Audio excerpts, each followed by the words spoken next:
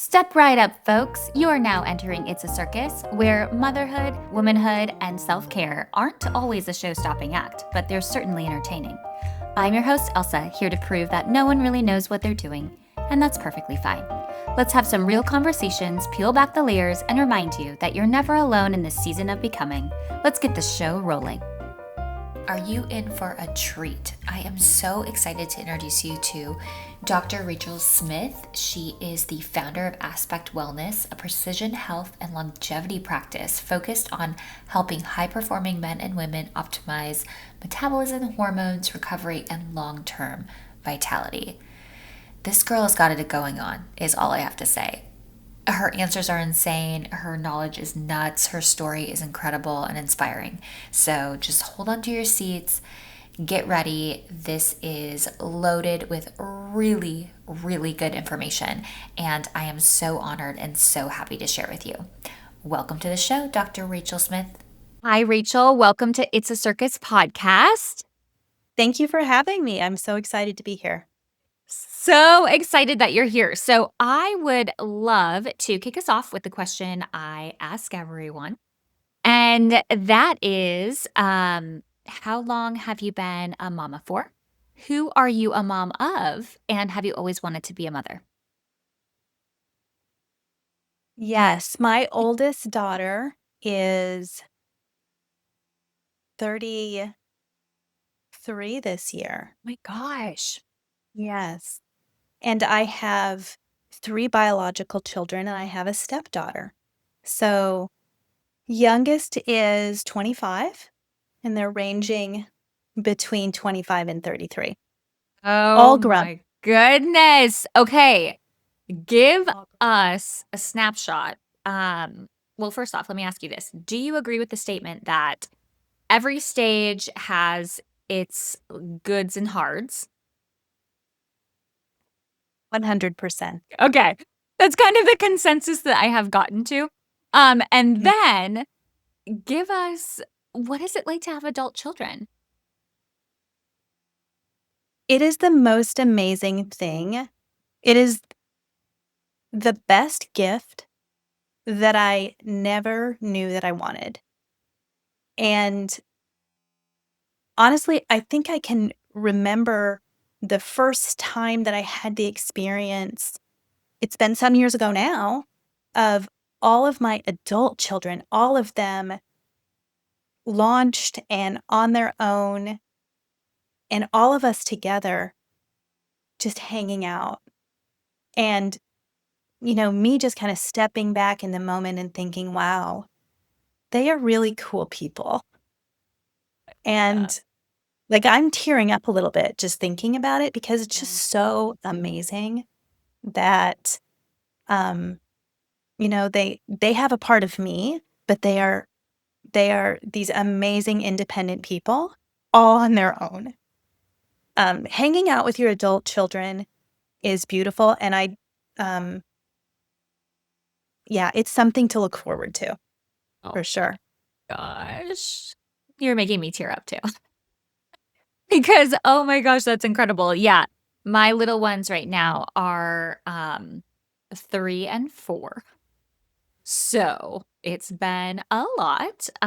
But I do think about what that must be like after seeing them through all of those phases. That's so cool. Amazing. Yeah, I think it's probably hard for a mom of young children to Yeah. imagine ever getting to that point, or you even probably have a little bit of trepidation around the idea of the fact that they're someday going to leave your nest.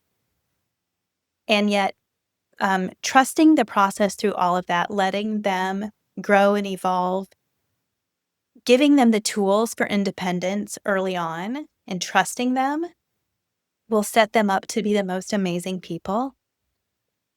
And it starts at 4, right? Or earlier, when you either give them the opportunity to try it themselves or to just do it for them. Like, every opportunity they have to see that they can have success independently is preparing them to successfully launch. And whether that's at 18 or 21, when it happens, and they go forth confidently, you've done your job. My gosh, that is incredible. Okay, so take us back to 33 years ago. What was this a plan? Was this something planned? Was this a surprise? And what, if you remember, what were some of those feelings of, Mhm, about to enter into motherhood? mhm. So, my first daughter was born the year after I graduated from college. It was a little earlier than we kind of planned for. Um, and so I think having that experience of a baby that comes before you're necessarily ready, uh, really has helped me in the many years that I worked as a nurse midwife to be able to empathize with women. And from my experience, what I came to understand is it doesn't matter if that baby was planned, maybe the unplanned or the extreme of, like, you needed fertility help to Right. get pregnant. Right. It doesn't matter. Every woman at that moment when she discovers that there is a baby coming has this, um, just huge shift, and there's so much identity that is changing in that 9 months. There's a reason that pregnancy lasts 9 months because we really need that time to wrap our heads around the reality that we're going to be a parent. And, I look at my friends who delayed parenting until their late 20s or early 30s and where they're at now with kids that are, maybe junior high age. Right. Right. And just like, the different trajectory that you set off on when you become a parent in your early 20s versus, which is much more common now, much later in your 20s or 30s or even late 30s.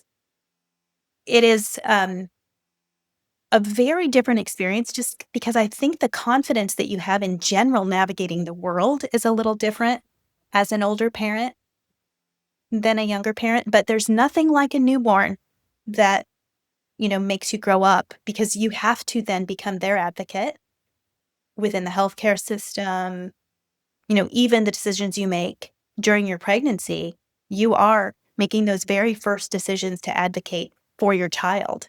Right. Right. So it tell you what, it's a really big wake up call in terms of welcome to adulthood. Yeah. This is real. Oh, man. I know, totally. So, yeah, thank you for sharing, and I love that because, when I do ask that question, like, "Was this a surprise or planned?" You really do get, tons of different answers, and, for this podcast specifically, but also just in my personal life, just chatting with people, there's so many avenues to get to a parenthood and whatever that trajectory is.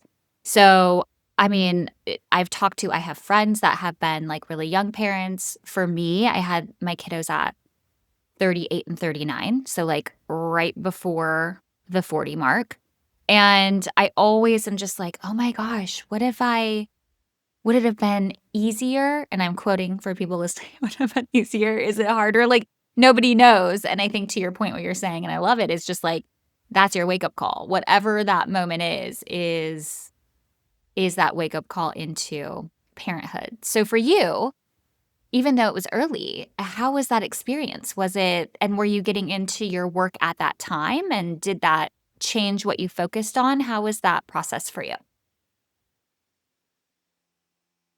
My experience with each of my 3 pregnancies was so incredibly positive, and I was so fortunate that I had the option of working with nurse midwives.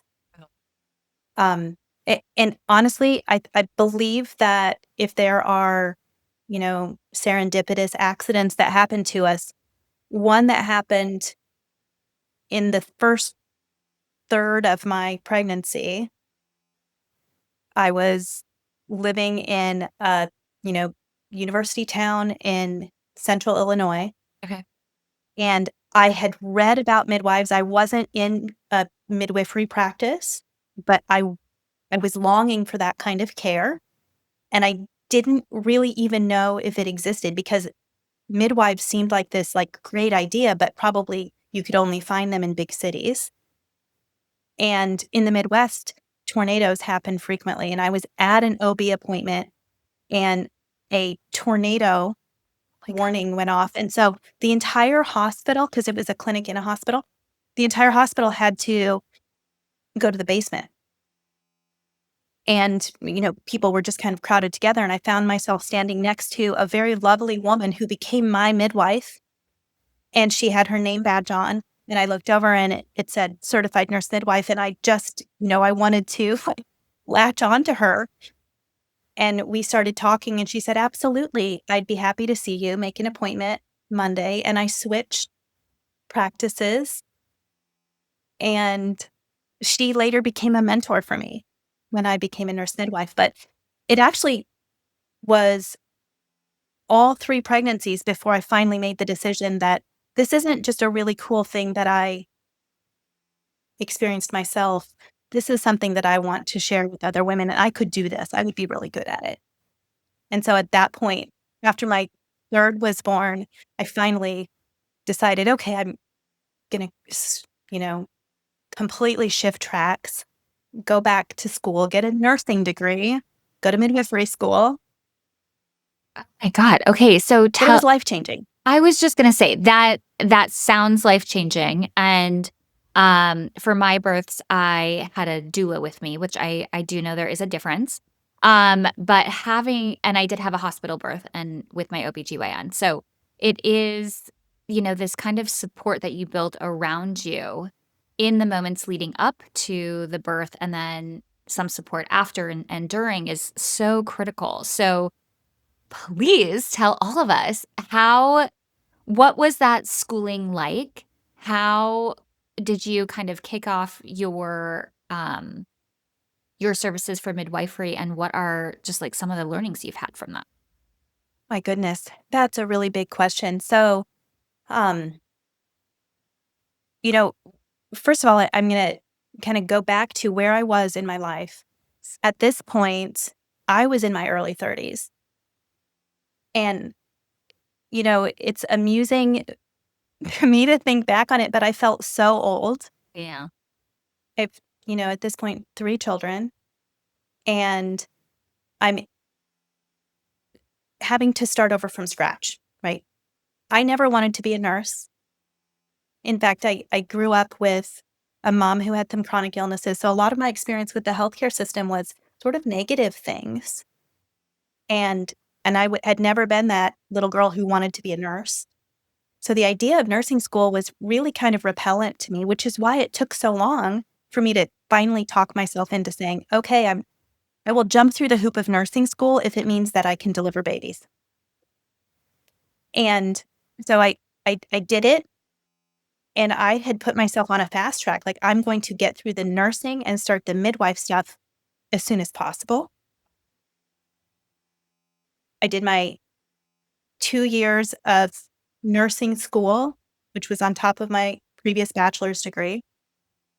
And then I did a bridge program that allowed me to add the classes that would have been in a bachelor in nursing. Oh my gosh. And then immediately started a master's program for midwifery. But I don't recommend that route. I literally threw myself into the trenches when I was in midwifery school doing my clinical work, getting experiences delivering babies when I had been an RN for such a short period of time. And that's the experience of nurses who literally knew more than I did. Yeah. They'd been delivering babies, assisting midwives and physicians for decades. And here I was a midwife student. It was challenging. And I was up for it, but I don't think it necessarily made it easier for me. Yeah. than if I had, calmly assessed the situation and realized 33 is not old. There's time. Right. Go ahead, you know, do a few years in labor and delivery, get some of that experience under your belt. But I was very much in a hurry. My gosh. And it was okay. I had amazing preceptors and mentors along the way who shaped me into a safe new midwife, even though I didn't have years of experience in labor and delivery. Oh my gosh. Okay. And you had 3 kids. So how does that work? Doing some, like, really intensive school and sounds like a crazy schedule, and then with your 3 kiddos. It is the same thing that any woman does Yeah. who is juggling school and career and family responsibilities. How do we do it? You know, hopefully we have a good community around us to support us, and sometimes that community is family, and sometimes it is our colleagues, and sometimes it's our fellow students. But we do the things that we're passionate about and we make it happen, right? It wasn't necessarily the easiest time, but I was so excited about what I was doing, Yeah. and I was learning so much. I did have trouble sleeping for a lot of those years, and even, like, the early years as a new midwife practicing on my own, there was just so much consolidation of new learning that had, previously only been textbook that maybe I was experiencing for the first time with, this patient, and the way my brain would just perseverate on, Right. a particular, clinical situation, and it would sometimes keep me awake at night for hours just thinking, "Did I do it right? Did I do enough? Should I have done this differently?" And, in those situations, I think it's really helpful to have mentors, Yes. to run through some of that with, and that was helpful for me. But, it doesn't take a superhero to get through those life transitions. I see women do it all the time. Yeah. You know, Yeah. we're pretty incredible. We're made of tough stuff. Yes, we truly are. Isn't that the truth? Okay, so you do this intensive schooling and you get to midwifery. Now, are you practicing in a hospital or are you with a group? How do you kick that off for yourself? So my very first job as a nurse midwife was with a woman who had her own practice. She was, in my mind, she was the epitome of the perfect nurse midwife. I love her dearly to this day. We're still in touch, though we live in different parts of the country. She taught me how to be a midwife, and she hired me into my first clinical role. It was a lovely practice. It was called Woman to Woman, and it was just so intimate. Her office, there was an exam table, but a lot of the exam rooms just had a couch. So we would just sit, and my patients, and often they would bring their younger children or their partner with them, and we would just sit and talk and, build that trusting relationship over 9 months of care so that in that moment of vulnerability, when labor is happening and the birth process is unfolding, that they trust me.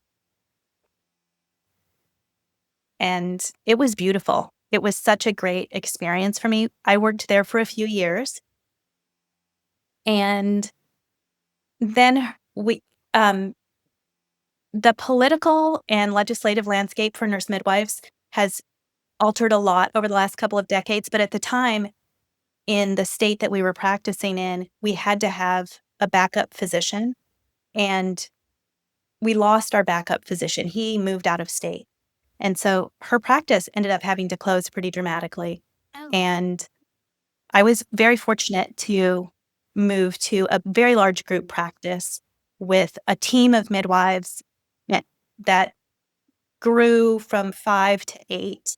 Wow. And, over the years, it was either, +1 or -1 because people would come and go. But I spent the majority of my career in a large group practice working in a hospital setting. We had excellent physician backup, and it meant that we could support our patients even when situations arose that needed more emergency care. So we didn't have to abandon them to an obstetrician at that point. We could go in and assist with a C-section if needed and provide that continuity of care.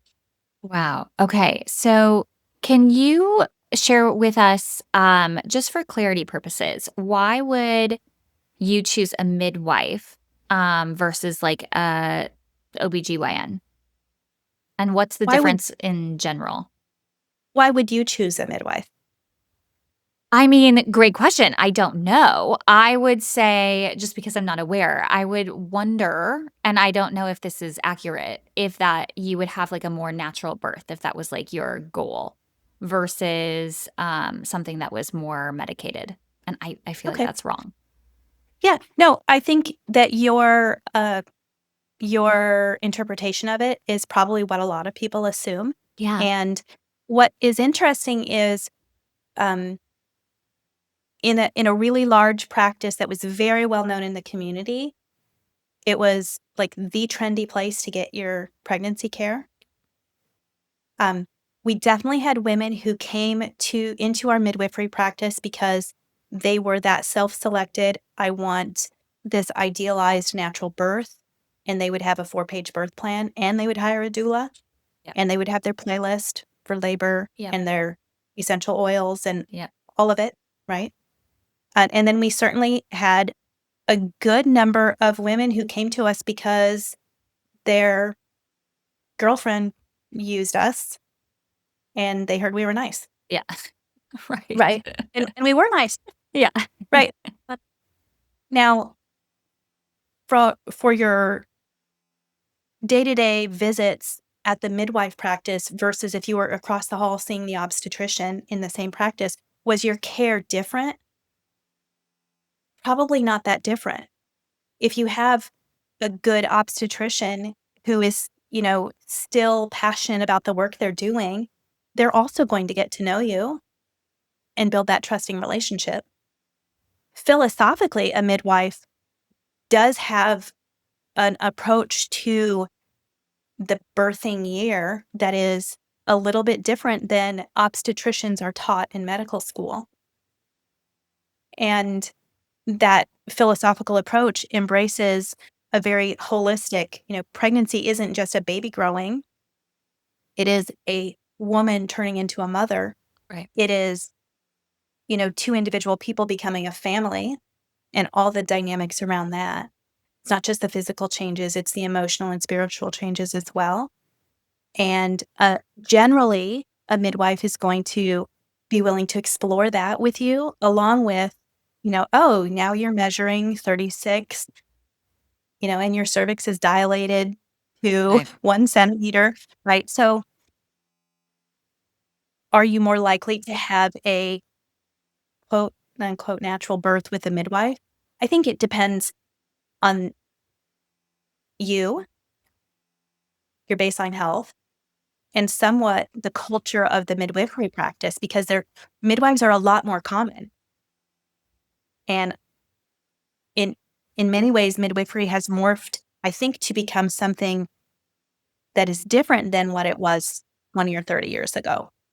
Because I wasn't like the hippie midwife wearing Birkenstocks and doing home births, but those midwives existed. And that stereotype is still kind of there, but the vast majority of nurse midwives practicing today are practicing in a hospital system. They're following standardized protocols. And so I suspect that most women under midwifery care are having more of a standard medical experience today than they would have 20 or 30 years ago. Yeah. And that's not criticism. I think it's Right. you just kind of, the profession itself that's maturing. So cool. Okay. So how long did you do midwifery?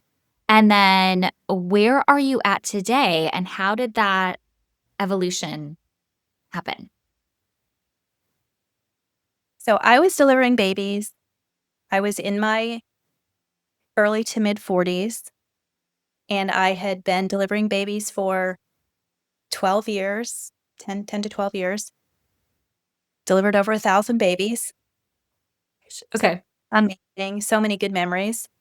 Um, and you know what happens in your early 40s? For a lot of women, hormones start to get a little messy. And even though I was a women's health specialist and Right. every day spoke to women about hormones and Right. what to expect, I didn't understand what was happening with me, but I began to become less and less tolerant of those long nights of call in the missed sleep and the high stress. And, what did that look like in terms of my relationships and how I was showing up for my family? I felt like there was something wrong. I thought I was thinking, autoimmune diseases. My brain was spiraling. And it turned out that it was perimenopause. But during that transition, perimenopause, um, I came to understand that this level of stress isn't actually really good for me. And as much as I loved the work that I was doing, I had a I had some burnout going on. And so I needed to make a transition. So I was really fortunate in the large group practice where I was working that they were very interested in addressing weight gain because in a population of women who are either trying to get pregnant or trying to have a healthy baby, and then we're also taking care of them for years afterward, weight is important. Yeah. It's a huge risk factor for pregnancy. And so they were very motivated. The clinic itself formed an obesity team and they put me on it. And I was able to attend several conferences under the auspices of the obesity team. And I learned so much and I just became really fascinated about that. So I proposed that we start a medical program within the practice to address weight gain. Well, And they let me run with it. And I went down to delivering babies half time. And I was running this program. And then eventually a day came that I delivered my last baby. And that's bittersweet. But from there, I went on to get another master's degree as a family nurse practitioner so that I could take care of men as well. oh my gosh. And I did get my doctorate degree as a family nurse practitioner. And most of my training since that time has been in more of the metabolic side of our health, so obesity medicine. In my current iteration of my career, my practice focuses pretty much in the cardiometabolic, hormonal, longevity space. Okay. Holy cow. Okay. So I want to kind of pick this apart because I feel like I shared this with you. If I didn't, here it is. I had 2 kiddos back to back in that time frame. And I remember already feeling this like decline of, a little bit of weight creep, different type of things were hitting me, a lot of stress, all that kind of stuff. And then the 2 kiddos with like no recovery time. And then trying to navigate postpartum after my youngest, you continue, or I did. I just continued to be like, oh, I'm just postpartum. And pretty soon I'm like, he's almost 3 and I am saying I'm still postpartum, which I understand is true, but like something is weird with my body. Okay. And it's been weird for a minute. And so I had to kind of go down this perimenopause journey. And that's been, so fascinating to me. And for my experience, I'm like, I got hit with pregnancy, postpartum, and perimenopause literally all at the same time. All at once. While I was living that life. And pulling that all apart and finding people that can support you is like such a challenge. For you, I mean, you have literally seen women go through all of these phases and then to even self-identify, not quite land the plane of like where you were at. I mean, what is that learning like? And what are you telling people, even yourself, like right now, like how to, take care of yourself and do all those things? Well, what's interesting is we're living in kind of a menopausal renaissance period right now. Everyone's talking about menopause, perimenopause, and the transition, which is so beneficial for women like you and I because it brings it to our awareness. So then we can begin to ask, like, oh, does that maybe apply to me? Right. Now, what's unfortunate is, although we've come a long way and there are more and more providers who are willing to take the time to have this conversation with their patients, it does take time. This is not a 20-minute annual GYN appointment where you're No. getting your pap done. You're not going to solve the hormone situation in that appointment. So I think that alone is part of why many gynecologists, nurse practitioners haven't necessarily directed women toward the perimenopause conversation and solutions. Interesting. Now, in the political landscape, a lot happened recently too. Just in the last few months, the FDA removed a warning from a medication that's used for hormone replacement for women.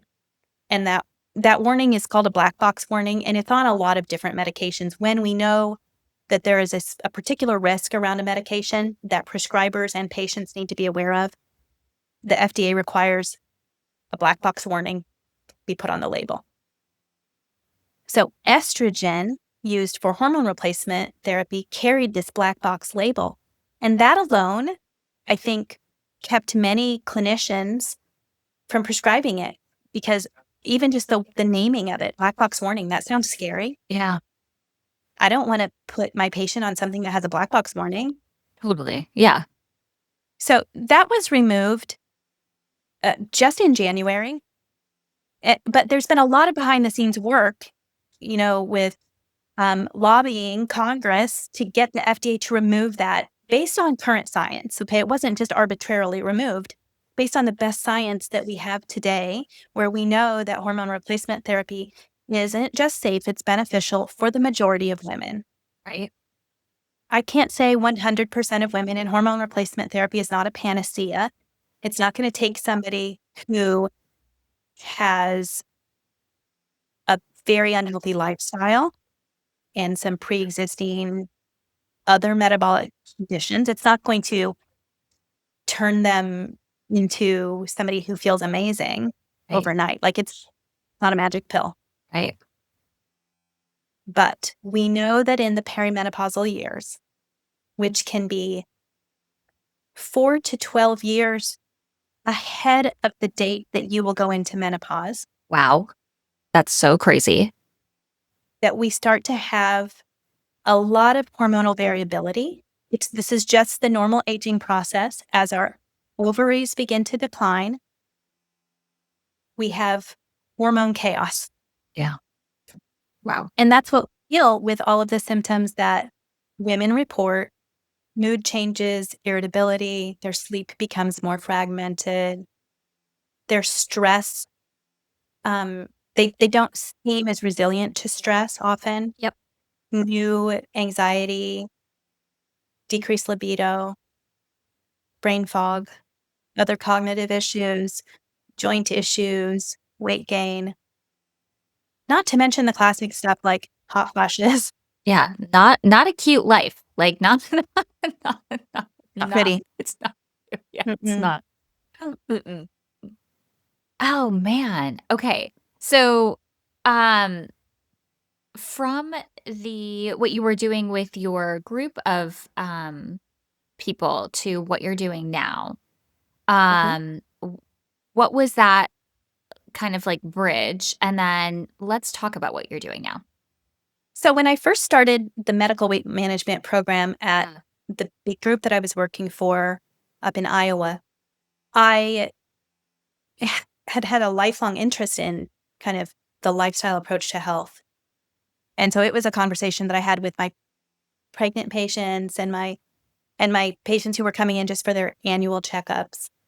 We always talked to nutrition, exercise, and stress management. Like, that was just part of what the visit would be. So I had a lot of baseline knowledge there, but there was still a lot that I had to learn to become an expert in metabolic health. And part of what I needed was more of the behavioral approach. So one thing I did is I went through Duke University had a great program. It was one of the first nationally recognized health and wellness coaching programs. So I went through that and I sat for my board certification as a health and wellness coach, which seemed a little bit esoteric, I guess, given that I had a master's degree and I was working as a nurse midwife, that I needed to be a health coach too. Yeah. But it was such valuable training for me. And even today in the work that I'm doing with patients, like we might be talking blood sugar, they might be diabetic, they might be on high blood pressure medication. I might have them on, the best medications for weight loss. But unless I can coach them to make the necessary mindset shifts Yeah. and lifestyle changes, we're not going to get anywhere. Wow. Yeah, for sure. So that program and my introduction into coaching was probably one of the most instrumental changes that I made in that position. Mm. Along the way, I moved to Florida. My kids all went to college, lots of life changes. But it's been that I opened my private practice here in Lakewood Ranch about 18 months ago, and it has been the most fantastic journey ever. I'll tell you what, like self-development, if you want self-development, open your own business. Yeah. The personal growth that has to happen, it's crazy. It's been such a steep learning curve, but it's been amazing. Okay, can I just recognize you for always taking what sounds like you have been taking on these mountains of accumulating knowledge, challenging yourself to the next one, getting the next degree, getting the next thing, educating yourself, and now entrepreneurship, I guess, was assigned to you at this point in time, right? Yeah, I love it. And thank you. Yes. But you know what? That's we have to be lifelong learners. Yeah. Otherwise, we become stagnant. And to me, it's so exciting. There is so much that I will never have the opportunity to learn that is fascinating to me. Yeah. But in some ways, we do have to focus. But I think that's really the foundation of my work now. And it's why I always add, the longevity piece onto what it is I'm doing, because that's what it's about for me. Health to me is not an end goal in itself. Health is the foundation that we build that we can then stand on to do all of the amazing things that we want to do. And I have a long list. I don't know about you, but I'm only 55. I'm hoping for another 45 years plus. Yeah. And I want to go out in a skydiving accident. In an ideal world, right? Yes. Oh my gosh. Okay. Crazy. So I had a question about the longevity thing because I think this is very interesting. Is oh, I am also a self-long learner and I love diving in deep, not with degrees by any means, but books and all the things and all the people and all of that. And something that I'm hearing right now from a longevity piece is there's the longevity that feels data driven, and then there's the longevity hacking. Do you have a thought on either of those things, and truly in your practice, what do you mean by longevity? Yeah. I tend to be a very evidence-based practitioner in my approach. So I would be more of the data girl rather than the hacking. Um, Biohacking itself feels very like bro science to me. My God, and I am so sick of that. So yes, thank you. Yeah, agreed. You know, and if you're a bro, go for it. 100%. Yeah. Have your eyes to listen Yep. to. And Totally. it's not like I don't listen to Huberman, and Mhm. even though Atia has fallen from good fame Yep. of late, you know, um, many of them have a lot to teach, and I'm willing to learn from anyone.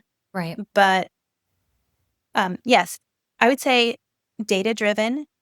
But it's interesting because I kind of think of hormone replacement therapy as the original biohack Love it. Okay, tell us. because, it's not natural. Right. Our bodies have a certain time frame, and then they stop working. And this is why so many people end up needing joint replacements. Our joints, unfortunately, aren't made to last 90 years.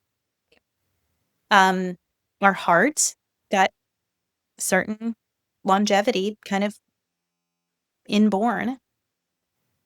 In our ovaries, they stop working for most women late 40s, early 50s. And at that point, estrogen very nearly goes away. Not entirely. We still have some being made by our adrenals. But for the most part, we're in a hormonal desert.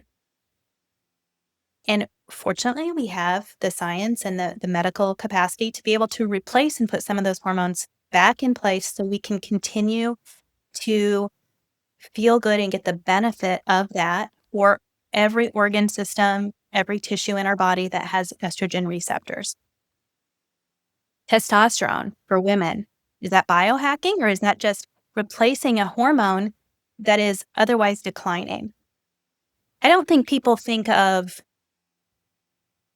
blood pressure medication as biohacking, but isn't it? Like for people who have uncontrolled high blood pressure despite healthy lifestyle, Right. and if they were not on blood pressure medication, they would be having a stroke. Like, thank God for that biohack. Seriously. It's going to allow you to live to see your grandchildren. Man.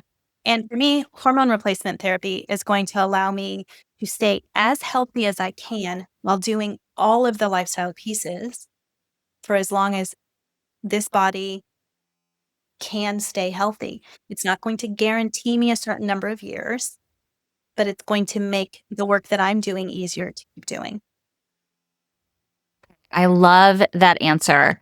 I love it so much. Okay, I have a few rando questions, but I can just Okay. feel it in the ether that people want to know. Um, Okay.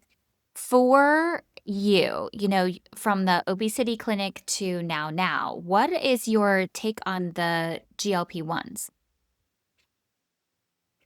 They changed the landscape of obesity medicine, and I've been prescribing GLP-1s for years before they were trendy, before Oprah was using them.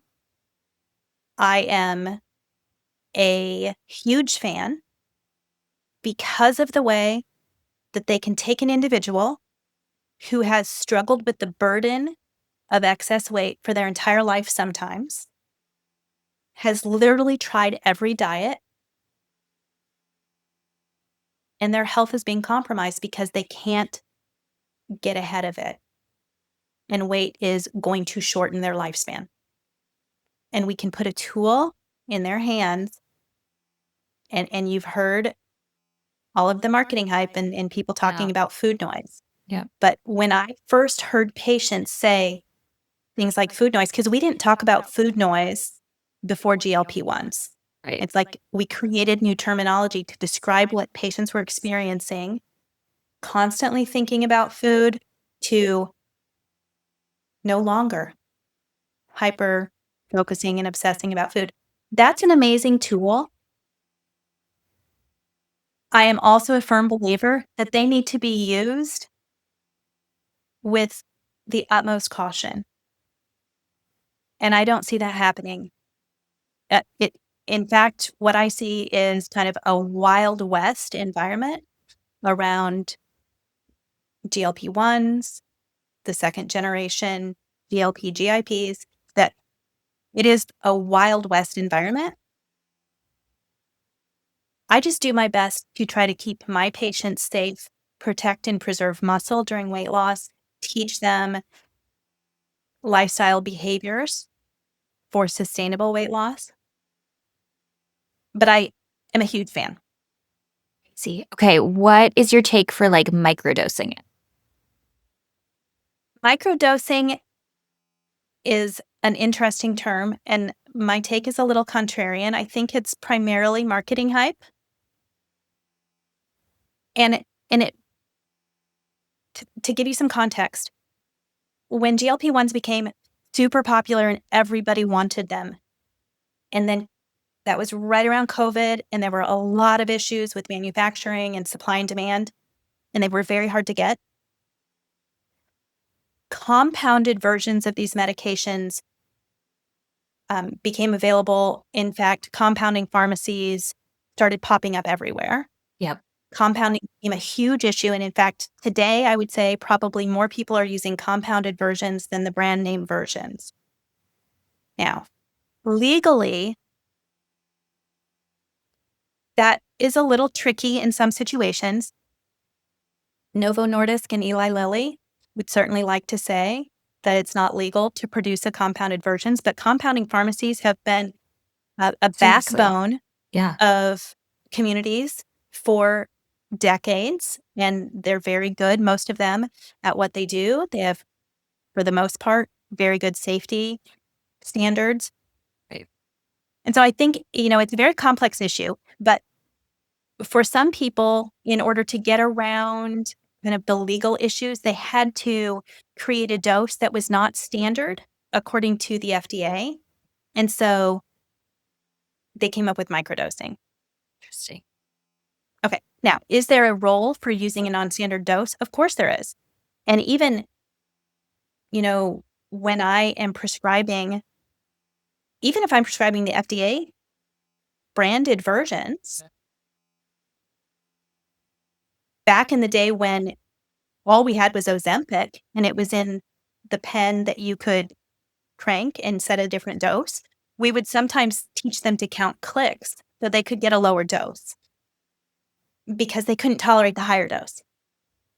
That was microdosing.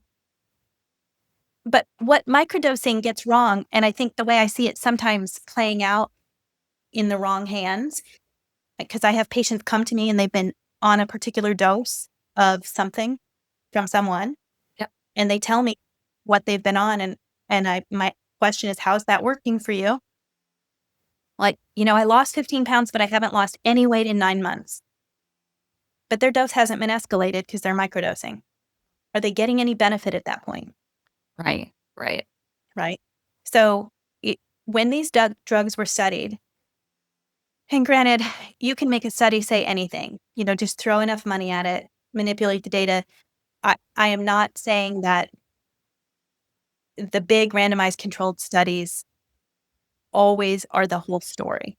Right. But a lot of money was spent, and there's a lot of data that says when these medications are used in this way, we see these kinds of results, these kinds of life-changing results in terms of the number of pounds you can lose in a year. But those studies got those results, advancing the dose according to what the FDA approved. You don't get those results with microdosing. Does that make sense? Yes. No, totally. That does make sense. And I think it's so good to know. So thank you for that. The other question I have is, do you prescribe in your practice peptides at all? And do you have any thoughts around peptides? So peptides are super trending right Yes. now. And so interesting, and I don't know if everybody knows this, but GLP-1 medications are peptides. So do I prescribe peptides? Yes. Okay. And I don't mean to just blow off the question, but yes, I prescribe peptides, but I don't think that peptides are a panacea. I'm never going to start with peptides in a patient who doesn't have the foundational healthy lifestyle, someone who is at a healthy weight, short of the GLP-1s for weight loss, right? We're using them strategically for weight loss. But if we're talking about some of the other peptides and I don't even need to start naming them because there are like 50 with all these complicated letter number Yeah. names attached to them. And depending on, whether you're getting them from your hairdresser or some guy at the gym, who knows what it is. That's my biggest beef, right? Like, because a lot of peptides are being prescribed. I mean, is it prescribed if you're getting it from some guy at the gym, or is he your drug dealer? Right. Like, they're research grade. That means they're not made by a compounding pharmacy. They're made by a research lab, and they're often labeled not for human use. So anybody in your audience who's using research grade peptides, I don't care what your guy told you. We don't know what's in them. We don't have safety studies on those. And so it is use at your own risk. You are essentially a lab rat, but nobody's monitoring the study. Now, are there ways to get certain? There's a limited number of peptides that are available from legitimate compounding pharmacies that can produce them legally. And we have some limited studies. We don't have huge, really good, high-quality studies about peptides outside of the GLP-1 GIPs. So I think it's an area of medicine that we're going to know a lot more about in the coming years. And I'm just trying to stay as educated as I can. And I do use them in my patients, but not universally. It's not, like I said, it's not what I go to first. Yeah. I love that, Rachel. Great job and beautiful answer. Thank you. Okay, so exciting. For you and your practice now, who are you seeing? And who's the person that comes to visit you? Well, I have my ideal demographic, and then I have, who actually is on my patient roster. And my patient roster looks like anything from the 18-year-old male adolescent, and I work with his whole family, but I've worked with him for a few years, up to the 80-year-old in my practice. So I can, and I am happy to meet anyone where they are and help them along on their health journey. But ideally, and the patients that I'm really passionate about working with, uh, we generally gravitate toward people who are like us. So people who are highly motivated to be at their best health and maybe have been a little frustrated by that process, maybe haven't gotten the in-depth work and support that they've needed and are ready to do that deep dive. So professional women in their 30s to 60s, typically who I'm working with. Cool. Okay, amazing. And I love that. And, I think I think when I think about honestly, what brought me to this podcast was really let's talk about women in transition, essentially, and what that means for us. And then kind of my own journey with perimenopause type of stuff. And now all of this information and health that's coming out and being talked about, and people like you, Rachel, that are, servicing, all of these needs. It feels kind of like I don't know, like the next chapter in like what happens after you give birth. And now there's this whole other journey, health journey that you need to be aware of that I feel like I had no idea until I got here. And I don't know if it's like my Instagram algorithm or like what is trendy, but at the same time, I'm like, I feel like such a critical and important conversation for women to be having, even as important it is to be, warning girls about, their period coming up. It's like, this is also like very critical information. And I think about, and we both lived it, high stress environments and where you do actually need to be sharp and your best and being able to, you have things at stake. And then add motherhood on top of it. And, best case scenario, it's just balancing your hormones. Like, why aren't we talking about that more? I think that is, so what you're doing, thank you so much, I think is such a powerful thing and service to be able to provide for us. I love doing this work. And honestly, when you say, people who have a high stress job and they need to be able to perform, I don't know anyone, regardless of their job or whether they're retired or maybe not working outside the home, who wants to tolerate feeling less than 100%. Good point. Seriously. Nobody should have to put up with that without some help, some resources so that they can feel their best. And then when you begin to layer in some of the more blatantly hormonal pieces like brain fog, or imagine you're sitting making a presentation in front of a board and suddenly you're having a hot flash. Like maybe you've never had a hot flash, but it feels like a panic attack. It's miserable. So, can I help women continue to show up on top of their game, regardless of what their role is or what hat they're wearing? That's what I want to do.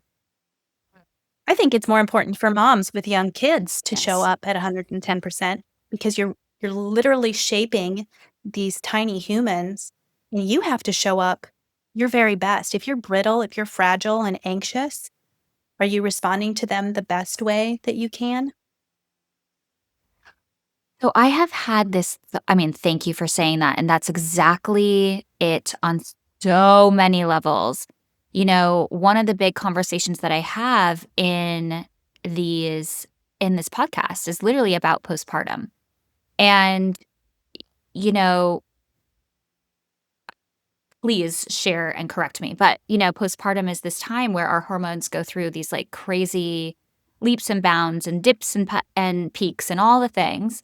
And, that's that. And then we're supposed to be, especially if you're a new mom, understanding what that role is now. And then, of course, you're supposed to be helping this, new little soul and human into the world. I would have loved to have known that or had a service to help me understand where my hormones were at and when I would have needed some additional support. For you, from all of your experience, that postpartum period, do you think that is a time to come and see you? Do you think, additional hormone support during that moment in people's lives is important? What are your feelings on that? We do know that postpartum depression is commonly hormonally mediated.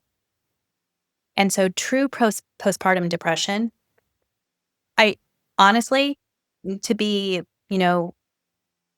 the best provider for women who might be listening to this is they should probably circle back with their provider. And I think maybe just having an awareness of what those warning signs of postpartum depression might be, because we know we don't feel good. And, I think postpartum depression exists on a continuum from, the people right in the middle who feel great. Or I guess that would be one end of the continuum. People who feel great, they show up for their newborn photo shoot all glammed up, at 8 days postpartum. And you're like, who are you? How are you managing that? Maybe it's just the makeup and lighting, but, to the, people who are really struggling and their mood's not great, but they've got good support at home and they're getting by, to women who are truly struggling. They're on the breaking point. Yeah. They're not sleeping. They're not eating. They're not able to interact with their infant. They don't feel like themselves. And, at what point do we intervene? Yeah. I think there's lots of room for somebody who's just in that middle ground to do a lot around lifestyle, community resources, building a support network, optimizing sleep, optimizing nutrition, maybe some supplements that can go a long way to getting her back to feeling like herself again sooner. But if it's looking more like she's on the lower end of that continuum, she needs more than, fish oil and B complex. Yeah. she's going to need. And interestingly, one of the best postpartum depression medications on the market is a hormone. It's progesterone. And it's when it was launched, gosh, I don't know how many years ago now. I feel like maybe 8 or 9 years ago.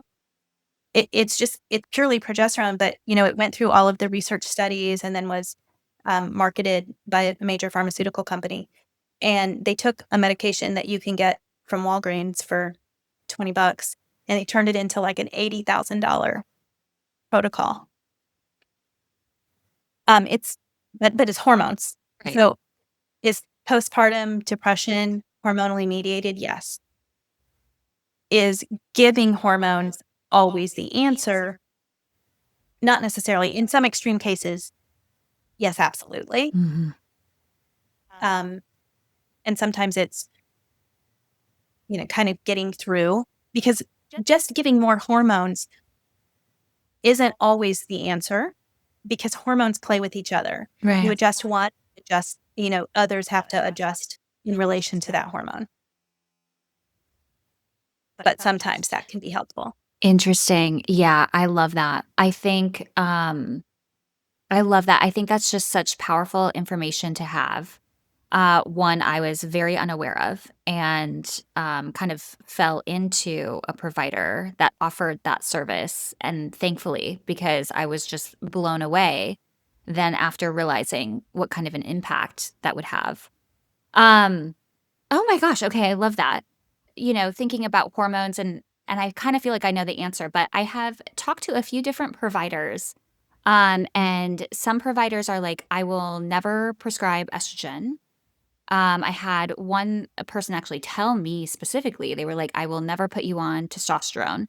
So do you have like a school of thought around hormones in general and prescribing them? My school of thought is we individualize based on what the patient needs and what her health goals are and what her baseline health status is. So, first of all, is she a candidate for hormone replacement therapy at all? That's just medical history. 99.5% of women will be a candidate. Then we have to talk about kind of the magic window, Okay. which that idea that there's a magic window is out there, whether it's an absolute rule or just kind of a guiding principle. Yeah. People will debate that, and they'll keep debating it.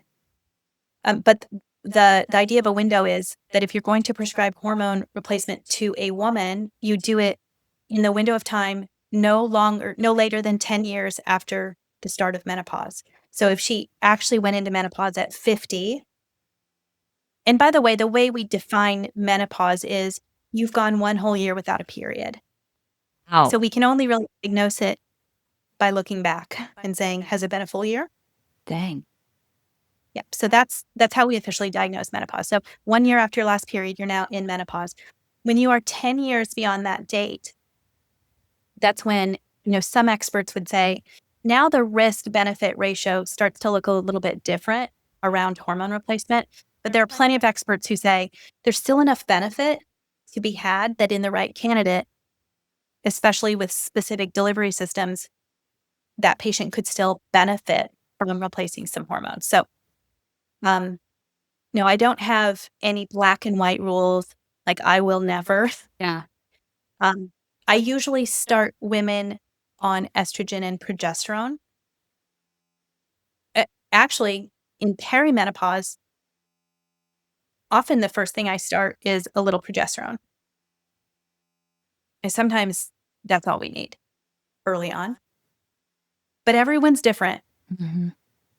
Okay, so first of all, we don't have to wait for the official start of menopause before we start smoothing out the hormones. It's more about optimizing rather than replacing during the perimenopausal years. Because again, the perimenopausal years about hormonal variation. Some months your ovaries are producing an egg, and then you have estrogen. Mm-hmm.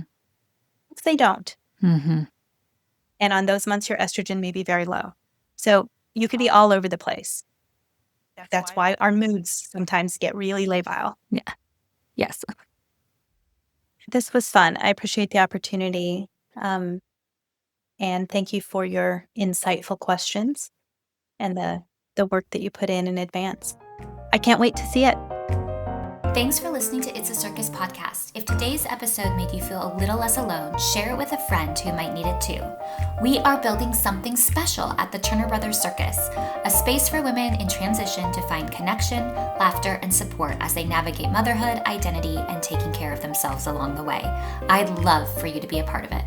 Remember, you're doing better than you think. Stay grounded, stay real, and embrace that beautiful mess. And as always, the show must go on. Until next time.